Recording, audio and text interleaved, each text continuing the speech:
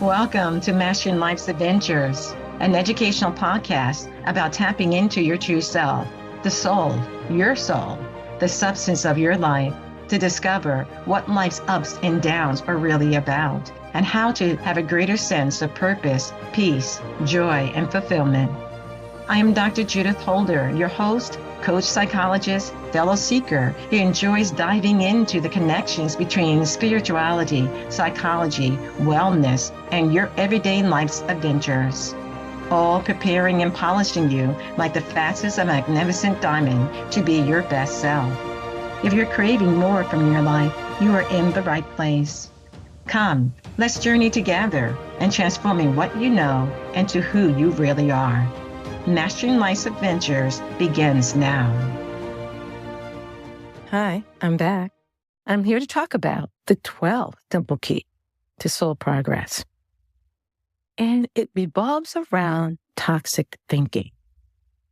You got it. Toxic thinking. That may be very subtle or that can be very overt, but it does have an impact on your soul and your soul's growth, and your soul's advancement, or the stymieing of your soul.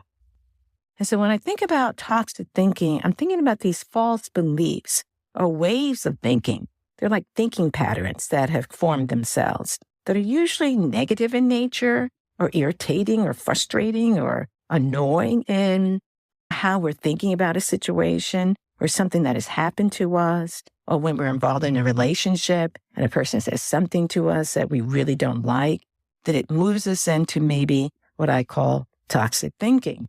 Or if we're at work and we're trying to get something done, a task done, and a person makes a snide comment to you at work, we may find our thoughts going into the negativity about that person and all the things wrong about the person. And it moves us into that road of toxic thinking. And it does have an incredible impact on your soul. I'm going to talk about that, but there's some other things I want to talk about before that.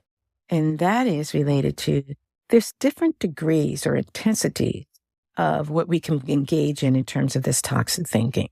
These misbeliefs, false beliefs, unbeliefs that are not true necessarily, but we're entertaining them as being, true to our world, and it revolves around this always sense of discomfort or irritation, as I said, or annoyances that we need to get some mastery around, that we need to be able to say, I identify you. No, that's not the way I want my thinking to go. Because thinkings impact feelings. Feelings impact behaviors. And that trine of thinking, feeling, and behaviors impact our soul. Getting back to this mild, moderate, and severe influence on our internal dialogue, because it is the internal dialogue of chatter and the self-talk that is going on, that we're entertaining these beliefs and annoyances and irritations that are impacting your soul because of the vibratory aspect, the rate in which energy is formed. And we all are energetic beings, and that we all have certain things that emanate from us and some things that are contained within us. And sometimes people say, when they just kind of come around a person, that's a great person. I just felt their energy. They're really good. Whereas other individuals, we may come around and say, there's something not right here. There's something I don't like, about this person. I don't know what it is. I can't put my finger on it, but I know I need to be cautious here. Why is that? Well, it's because it's energy. We all are energetic beings, as I said. And so our thinking, feelings, and the ways in which we behave or what people read, whether we're aware of it or not, whether we're conscious or not, it's still happening in our general sphere of influence and experiences that we go through, that we have to be aware of what type of monologue that's going on internally in our thinking that may have a negative impact upon other individuals, like a pebble in a pond. It ripples out, it ripples out, it ripples out, and has an impact on others subtly or more overtly. But getting back, again, it can be a monologue that we're always dialoguing with ourselves. It can be this inner chatter that's taking place.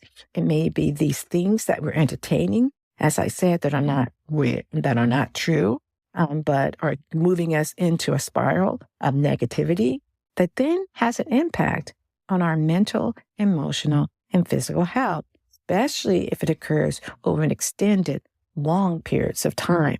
And this is just not a day, or just not a week, not just a month. It may be happening on a monthly, yearly, decade basis that shapes us in ways that people will say sometimes, you were never this way before. When I knew you 10 years ago, you were light, you were jovial, you had a great sense of humor, but now it seems like you're more stoic and more negative in how you approach or look at life and how you interpret things. What's up?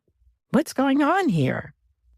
That's what I want to talk about, because that energy over a period of time, that negativity of toxic thinking internally, that chattering that's going on, or that sense of injustice and helping to turn that chatter to continue to go on and continue to ruminate about things.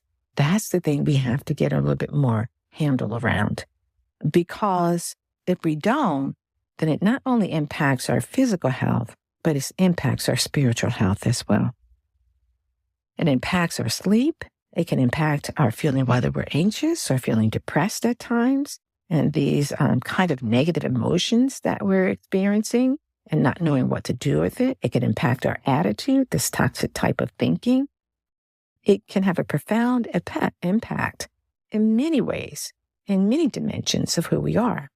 There are different degrees, from mild to moderate to severe in terms of toxic thinking.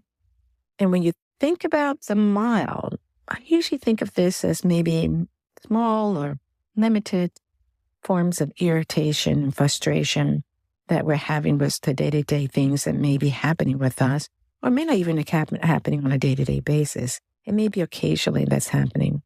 That it may be that a person did something, a task, for example, and it was okay, but it wasn't really to the highest standard. It wasn't all the way polished, if you want to say. And so it's as if, okay, we can handle that. You did generally a good job, but you would have wished the person went the extra mile and polished and shined up things, and so it could sparkle. So you deal with that, and you're okay. And so you continue to move on. You don't make a big hullabaloo over it, because it did get job. It did get done. The job did get done, and you're happy that it got done. So that's fine. So then you have the moderate kind of levels of this toxic thinking that can go on, which is maybe just internal frustrations that you've now moved because maybe it's happened with this particular person or situation or circumstance a number of times. And so you're not verbalizing, you're sharing your frustrations with another person, or you're sharing it with a group of friends that, about what's been going on in your world. And it may show up in your facial expressions and in your body language and how you're describing and talking about the situation. And it literally, people around you can see the level of displeasure that you have. And then it doesn't stop just because you verbalized externally. It doesn't stop the internal dialogue that keeps on turning. And this is intermittent, so it's not necessarily 24/7, but it is happening in this chatter that's taking place. And it's kind of a way that you're trying to get it off your chest. But the moderate level of it is that it's happening a little bit more regularly, not on a daily basis, not necessarily, on a weekly basis, but it's happening maybe, every other week, or it's happening frequently enough that you can classify it as saying, okay, I think there's a moderate level of negativity or toxic thinking that I'm doing that I need to be more aware of. Because when it gets to a moderate level, it's usually hitting a nerve, a strong nerve within you, which is creating a reaction. And that reaction is going on internally in terms of how you're thinking about what the person did or what the person said, is happening externally because now you're verbalizing it as well to other people and getting their input about what they think about what has happened.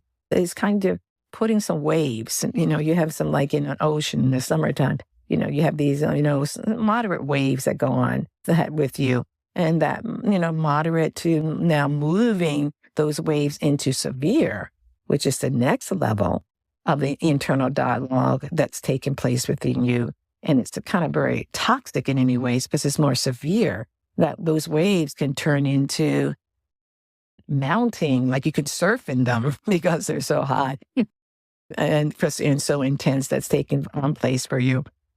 Or they move from just rain that's occurring, that's moved into a tornado in your thinking. And it's spinning so fast and so much you're annoyed and frustrated by what's going on that you're beside yourself. And in fact, another analogy would be, it's like a smokestack. So let's get out of the water. Let's get into things burning. It's like a smokestack. The things are burning and the smoke is coming out of your ears and coming out of your being because you're so much hurt, disappointed, feeling bitter, feeling angry, feeling resentment because of a situation that happened to you, or a person who said or did something to you, or a pattern or behavior that the person continues to do, and you're just now fed up. And if it was something that a person did to you that was feeling hurtful and painful, that usually results in ruminating. We ruminate about it. We're not necessarily telling the person the degree in which it's bothering us because we don't think the person is going to understand. They're not going to accept. Are they going to push back in some way? Are they going to tell us that it's our fault because we said something and then they just said something in return about that? And so it's like you're keeping it internalized. And now that ruminating and that inner dialogue or monologue that's going on for yourself is becoming so intense that you're beside yourself. You're beside yourself. And that's when we have to be careful because we don't realize we're getting further and further disconnected from our soul. And we're getting further into the ego persona. And the ego persona wants to have justification to feel bad and feel negative or doing the behavior that they're doing because the ego persona is always wanting to say, I'm right, you're wrong. Always wanting to get into what I call, or some of the mild, moderate to severe forms of distorted thinking, and which psychologists call cognitive distortions that can occur that have an impact upon our emotional well-being as well as our soul well-being, which I'll talk about in a minute. So you have to think about, there's many types of cognitive distortions that are out there. And they can be on that continuum of mild, moderate, and severe. And you just have to gauge where you're at and start to alert your mind, your heart, your soul. What can we do here? I see it going on. I may not always know what to do, but your soul, your higher self, your I am presence, your creator, your God source, whatever you want to call it, does know how to help you. But the call compels the answer.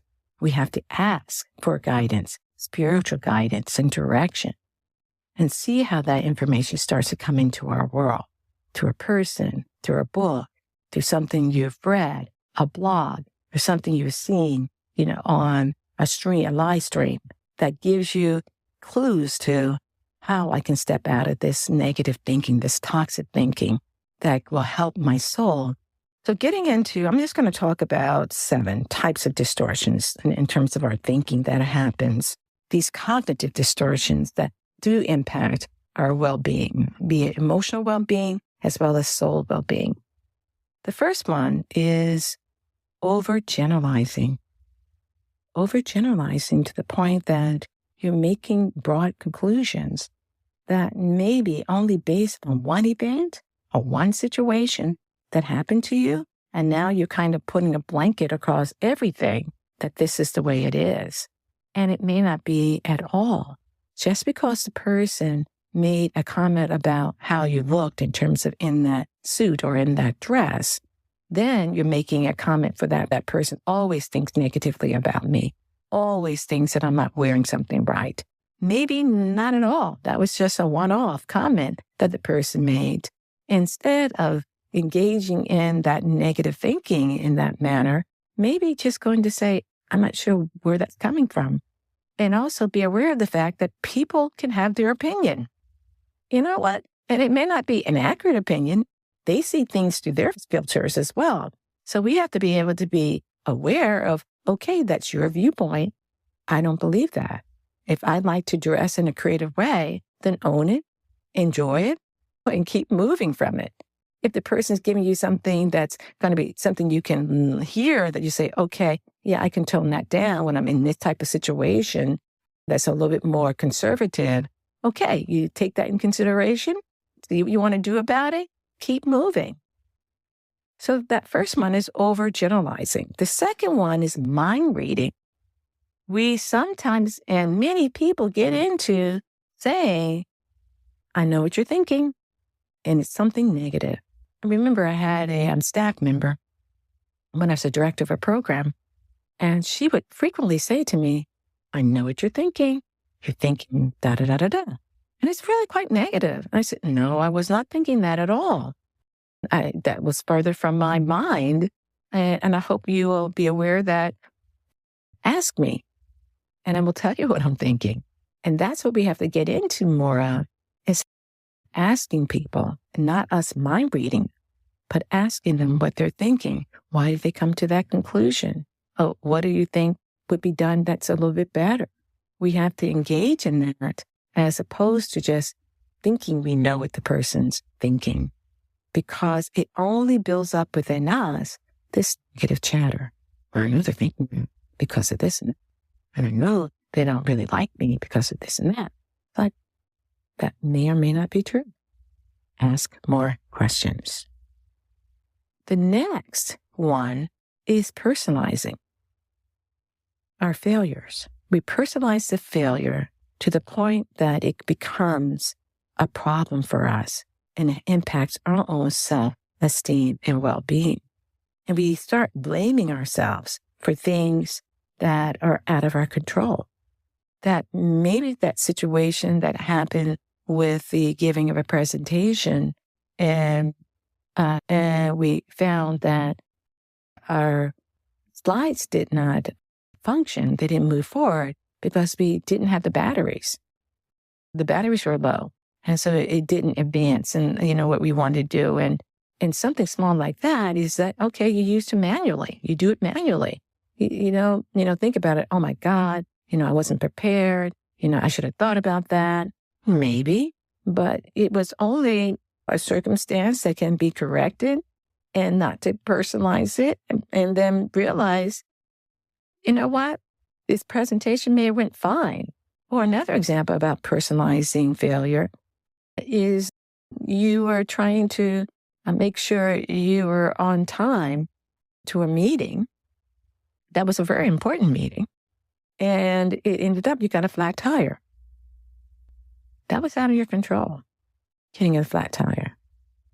And instead, what you ended up doing was just calling them in and calling the person in the group that you may have had the meeting with and just said, I got a flat tire. And can we postpone? Or I'm more than willing to do it by phone right now, and in the car while I'm waiting for the tow truck to come. There's other ways in which you can be able to creatively think and not personalize the failure to say, okay, it must be all my fault. I should have known that I was going to get a nail in my tire, but you may not have known that. You don't know that. You don't know what's going to happen with you. I think you can think of other situations which you've had personalized failure to things that were truly out of your control, and that there's very little that you could have done about it. Or if there was something you learn from it and you make sure you're more well prepared for the next time, such as we're talking about the presentation, and your advancer, slide advancer didn't work. Well, make sure you have a extra set of batteries. Okay, that's fine to be able to do that. But to ruminate and to continue to go on and on about how, either taking it personally or thinking it's always going to happen again in terms of generalizing, or thinking that what people are thinking about you in a negative way. You see how these can kind of dovetail into each other? creating a toxic type of thinking that happens for us. And this does fill in that next type of quality of cognitive distortion, which is ruminating, which I just alluded to. That we're ruminating about things that we're thinking because of past mistakes that are problems that have happened to us, then, they're going to continue in the future. Or we just stay back in the past and think about how that happened, and who was responsible for it. And ruminating to a certain extent that it really creates this kind of negative vibe within us that, we're just annoyed and frustrated at ourselves and maybe at the circumstances that we have found ourselves in. Halt. Stop. You are the controller of your mind. You are the controller of your ship. In your high tide, you need to say, okay, let me just anchor and just say, okay, what's going on here? Put the anchor down in the high tide and just ask yourself and just be still. What's going on here? Why am I ruminating about this? And what do I need to do to calm my mind? Sometimes we do need to take a time out. We do need to meditate for 5 or 10 minutes. We do need to read something spiritual. We do need to be able to identify what's at the core of this. Why am I keep on ruminating? Because this person may have hit a core belief or value that you do have. And that's why you're so annoyed and ruminating about something. We have to be the ones to be able to guard our soul and to be able to create harmony for our soul and create space so that the Lord can be able to guide us and direct us.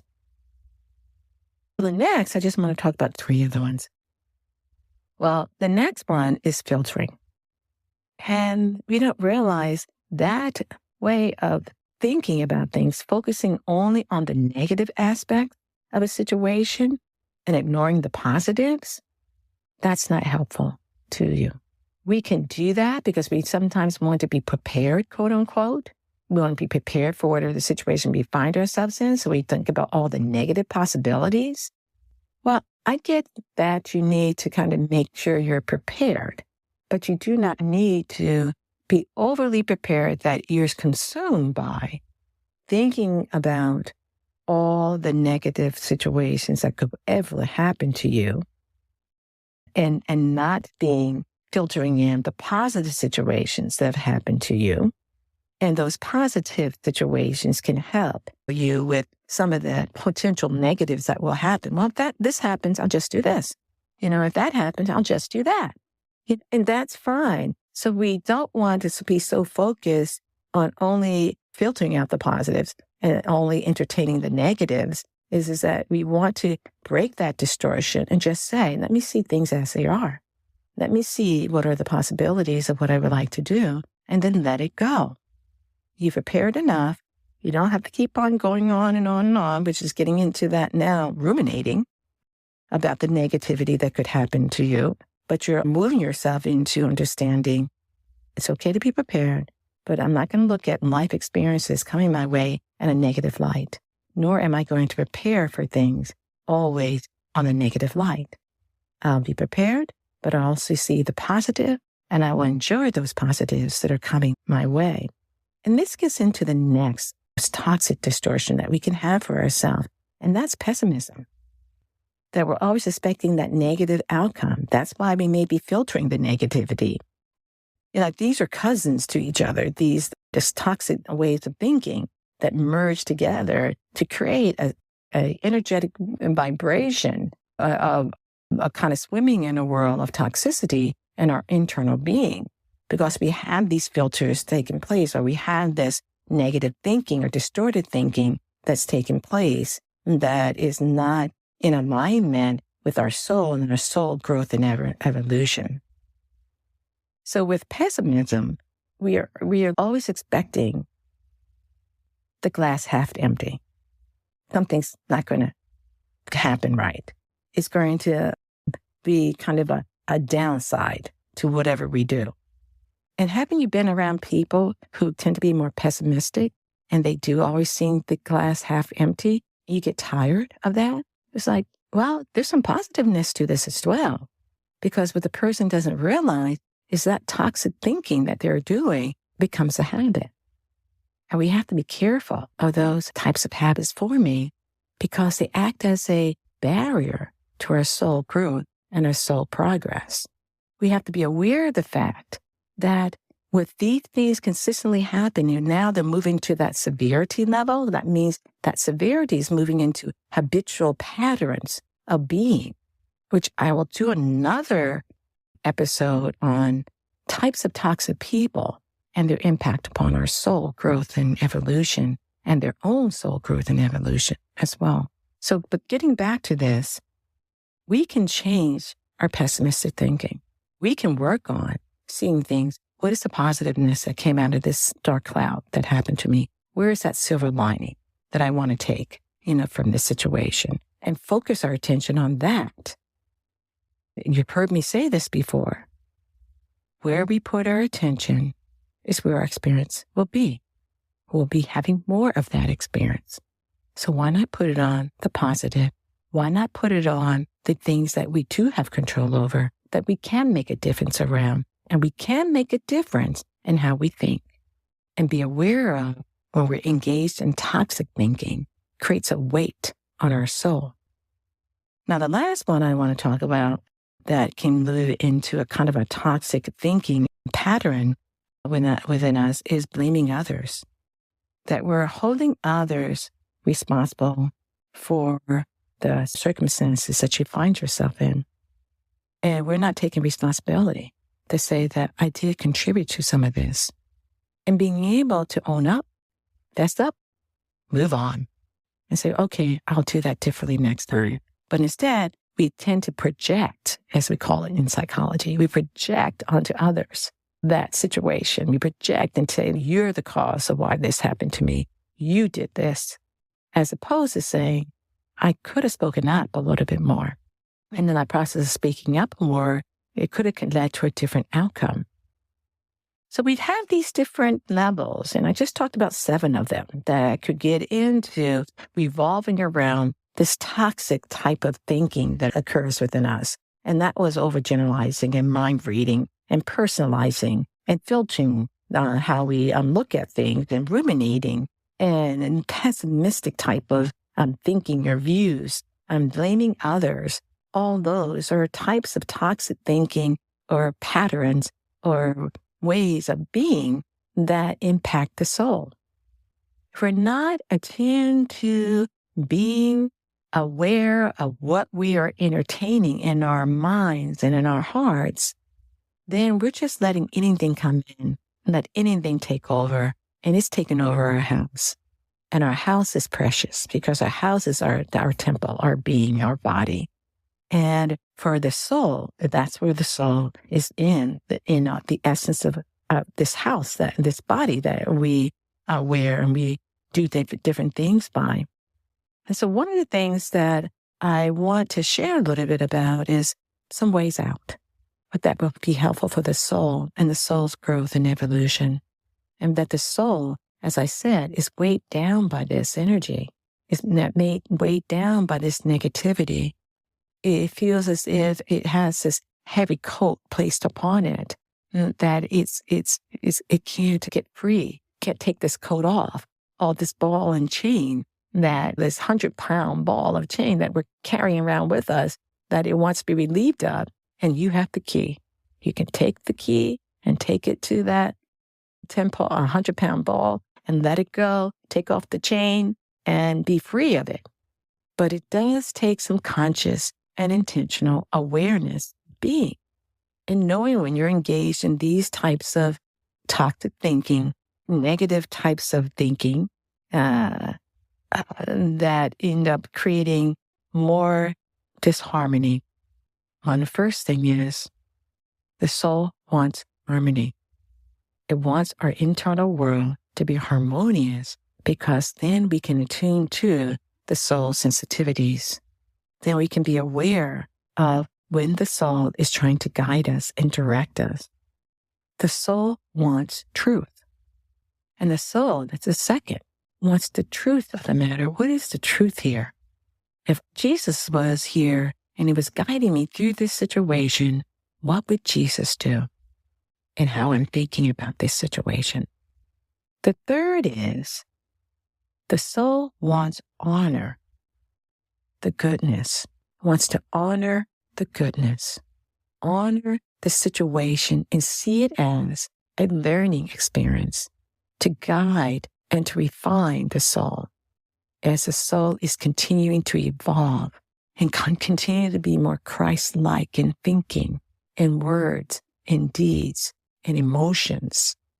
So the other aspect is that the soul is looking to do better, to be better. It's like my mom said, good, better, best. The good get better and the better get best. The going on to getting better and better moves into that bestness of who we really are. It's not a matter of if we engage in this toxic type of thinking. And we're living in the world and things will happen. We all do it. I have done it. And I will probably have some other toxic thinking that will happen. But do I catch myself? Do you catch yourself when it's taking place? And do you make a pivot? Do you turn and you say, no, that's not what I want to think about or entertain my thoughts around? Because I know it does have an impact upon my soul.